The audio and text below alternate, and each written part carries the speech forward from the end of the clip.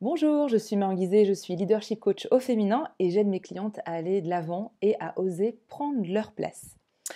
Alors aujourd'hui, je vais envie de vous partager en fait mon expérience avec Miranda Gray, qui est une experte du cycle féminin et de l'énergie féminine. En effet, en mai 2019, je suis partie à Lisbonne et j'ai eu la chance de me faire initier comme Moon Mother auprès de Miranda Gray pendant 2 jours.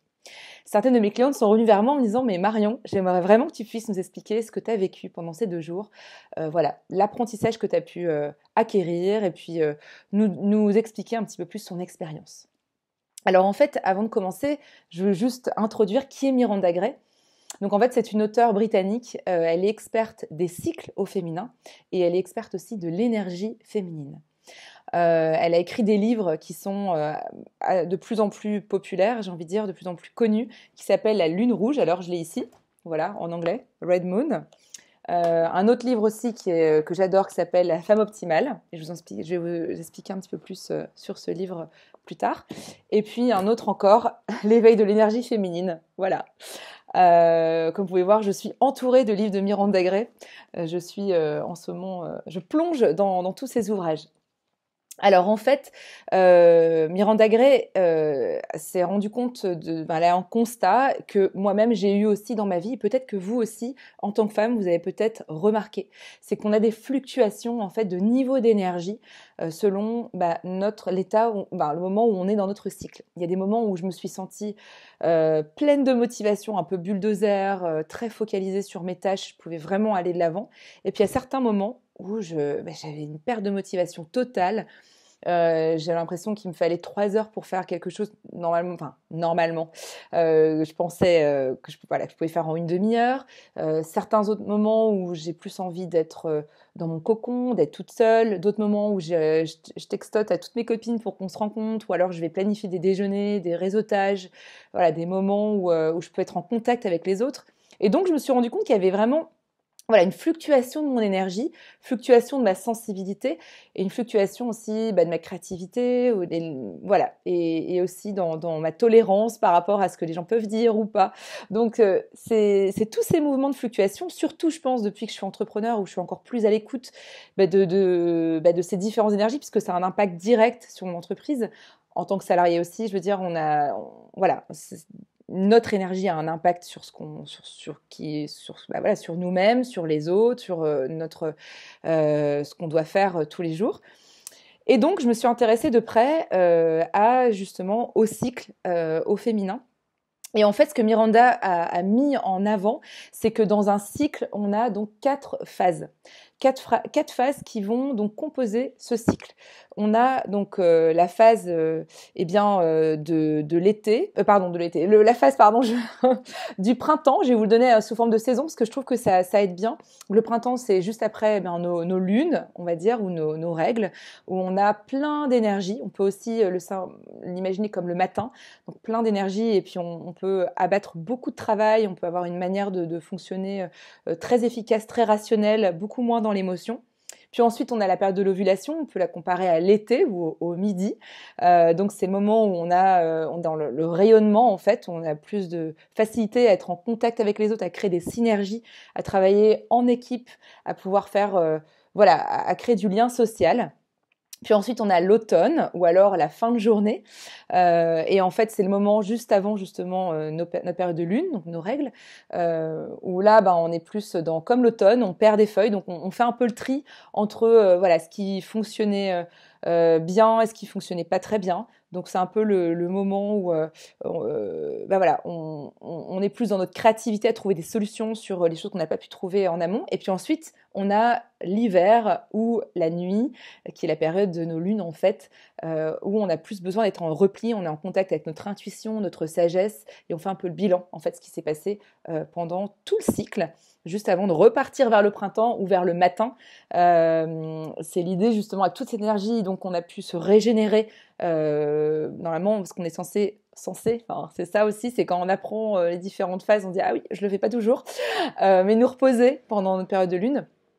pour justement avoir plein d'énergie le matin ou période de printemps, donc juste après nos lunes, et puis repartir sur une planification pour le prochain cycle. Donc en fait, on se rend compte qu'on a comme une forme de coach intérieur, donc c'est hyper intéressant, et surtout, ça nous permet de comprendre bien plus notre nature cyclique, parce qu'on est dans un monde très masculinisé, qui a été créé par les hommes, pour les hommes, en tout cas l'époque dans laquelle on vit aujourd'hui, où on se retrouve des fois un peu en frustration, on se dit je comprends pas ce que je vous disais au préalable, je devrais être au top tout le temps, je comprends pas pourquoi aujourd'hui je suis pas motivée, ou j'ai du mal à pouvoir écouter l'autre, j'ai plus envie d'être toute seule, etc.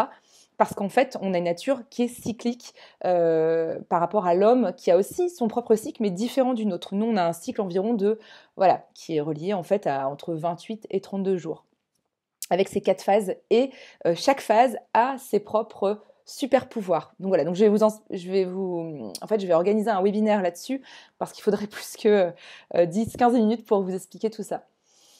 Et donc donc ça c'est premier constat en fait que Miranda Gray a fait, et elle s'est ensuite elle est allée un petit peu plus loin dans ses recherches, parce qu'elle a fait elle a commencé à se poser des questions sur comment ça fonctionnait, etc. Puis elle s'est rendue compte qu'on a un lien avec la Lune, c'est-à-dire qu'en fait, la Lune a environ un cycle de 29 jours.3, quelque chose comme ça, 3.5. Et en fait, nous, on a un cycle entre 28, 29, 30, 32, puis ça dépend des femmes, on est toutes uniques en fait. Donc encore une fois, l'idée qu'il faut retenir, c'est qu'il n'y a pas de normalité. Je devrais avoir un cycle de 28 jours, ou je devrais vraiment voir mes 4 phases, etc. C'est plus en fait des pistes pour nous aider à mieux nous comprendre et à rentrer un peu en plus en complicité avec notre nature cyclique. Donc voilà, donc c'est aussi par rapport à la Lune, comme la Lune a aussi ses 4 phases. On a la pleine Lune, ensuite on a la Lune qui est décroissante, donc qui décroît, puis ensuite on a la nouvelle Lune, donc l'absence de lumière, et ensuite on a la phase croissante. Donc pareil, on pourrait aussi calquer en fait le mouvement de la Lune sur nos propres phases de notre cycle. Et ensuite, autre constat qu'a fait Miranda Gray, qu'elle nous a partagé, en fait, c'est que notre monde actuel, en tout cas occidental aujourd'hui, eh bien, on a 2 ou 3 archétypes principaux. Donc, les archétypes, ce sont en fait des références, qui ont un impact en fait sur l'image qu'on peut avoir de soi, par exemple, ou l'image qu'on peut avoir d'une femme. Donc, au niveau des archétypes féminins aujourd'hui, on a surtout la Vierge, on a la Mère, ou la prostituée, qui en fait ont fait partie de notre héritage judéo-chrétien, et donc c'est resté encore dans l'imagerie ou dans l'inconscient collectif que en fait être une femme, c'est soit être mère, soit avoir une vie droite, pure, avoir une forme de pureté, voilà. Et puis donc en fait ça limite notre potentiel, parce qu'on peut être une femme indépendante qui n'a pas besoin d'être maman pour pouvoir exister, être pleinement femme. Et en fait, ce qu'elle a fait, elle a pu se rendre compte à travers ses différentes lectures, ses recherches sur les mythologies, sur les civilisations anciennes, sur celtiques ou autres, qu'en fait, il y a beaucoup plus que 2 archétypes, on en a 4. Et en fait, elle a relié chaque archétype en fait, aux différentes phases de notre cycle, en fait.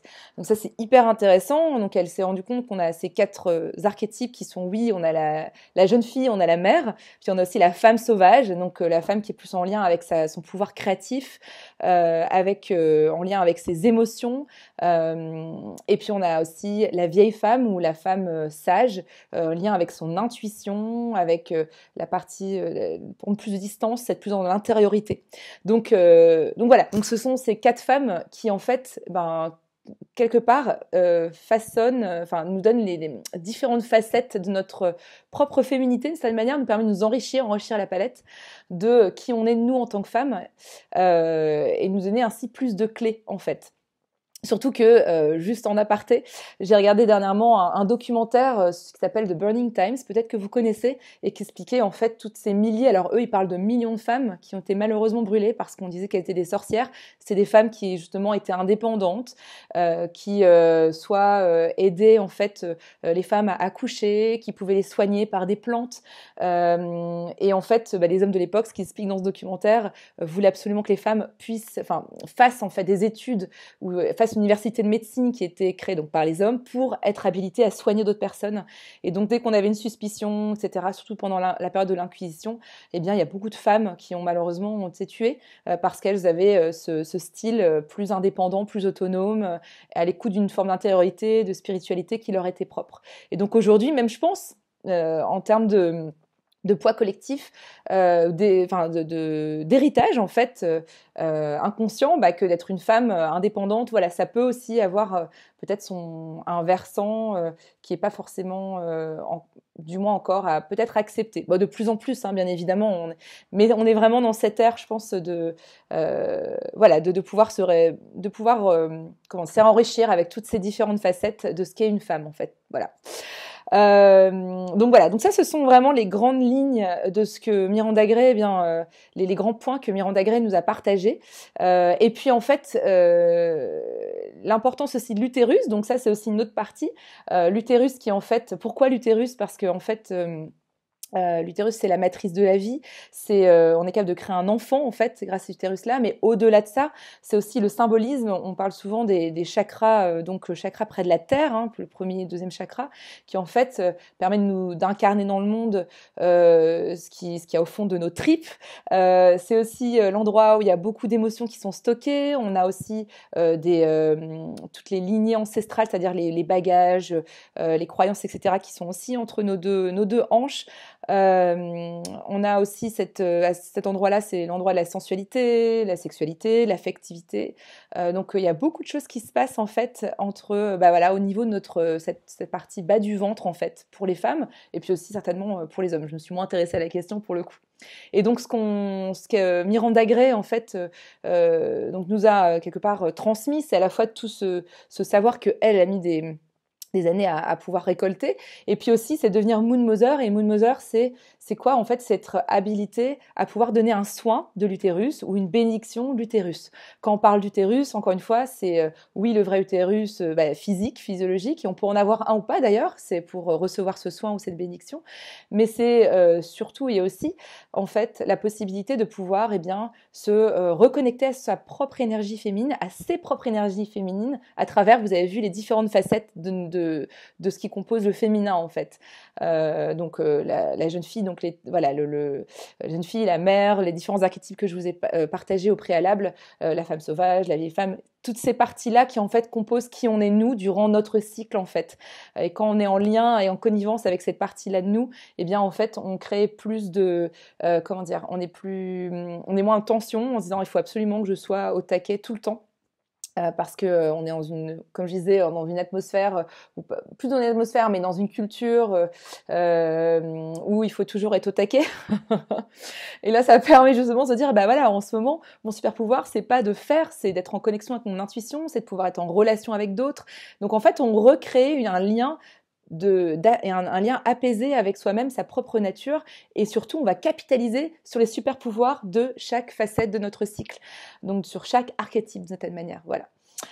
Et donc pour revenir sur les soins, donc la bénédiction de l'utérus, c'est vraiment un éveil en fait de transformation, c'est vraiment une expérience transformationnelle. Encore une fois, ça dépend des femmes et puis il n'y a pas de garantie, mais du moins ça peut aider vraiment à éveiller nos énergies féminines, à rééquilibrer les cycles, à pouvoir être en plus en connexion avec qui on est de nous de manière authentique, un petit peu pour dépasser les dictats de la société. Donc ça recrée un lien de sérénité avec soi-même. Donc voilà, reprendre confiance en soi, l'estime de soi-même, et puis le soin de l'utérus qui est en fait juste c'est un soin, donc c'est plus doux.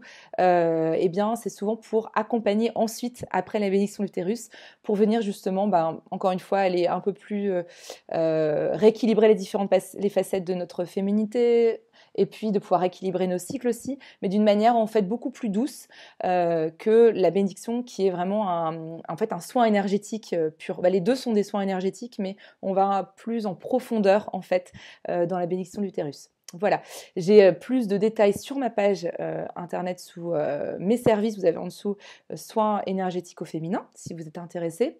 J'ai fait d'ailleurs ma première womb blessing à Lille Donc dimanche dernier, c'était un magnifique temps.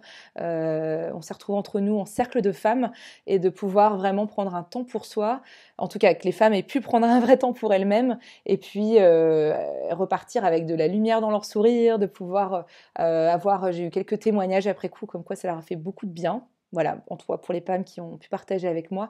Il y en a une qui m'a dit qu'elle avait gagné confiance en elle, elle a pu faire une présentation avec plus d'ancrage. Voilà, après, encore une fois, il n'y a pas de garantie. Hein, et puis, faut vraiment... ça dépend de chacune, vraiment. Voilà. Écoutez, j'espère que ça vous aura donné plus de clés sur ce que c'est d'être Moon Mother. Encore une fois, c'est en un quart d'heure. Alors, vous pouvez imaginer 2 jours de formation en un quart d'heure. Évidemment, c'est très limité, très dense. Et puis, si vous avez des questions, n'hésitez pas. Je pense que la clé vraiment de tout ça, c'est d'abord de pouvoir de recréer un lien avec soi-même, avec sa propre nature cyclique, parce que pour beaucoup d'entre nous, moi, j'étais pas consciente que j'avais ce cycle qui influait autant sur moi. Puis aussi, on a la lune qui peut influencer sur comment on se sent aussi, et puis qui peut interférer d'ailleurs avec notre propre cycle. Donc voilà, de pouvoir s'observer avec bienveillance, de continuer dans un chemin d'acceptation, de capitaliser sur les forces que notre cycle nous offre en fait, qui est comme une forme de coach intérieur, et puis de se dire voilà qu'on est chacune unique sur notre chemin, et que voilà, c'est se recréer ce lien de bienveillance avec soi-même pour aller encore plus loin. Voilà. Eh bien, écoutez, je vous souhaite à toutes une très bonne journée. Si vous avez des questions, je suis là. Et puis, je vous dis à bientôt.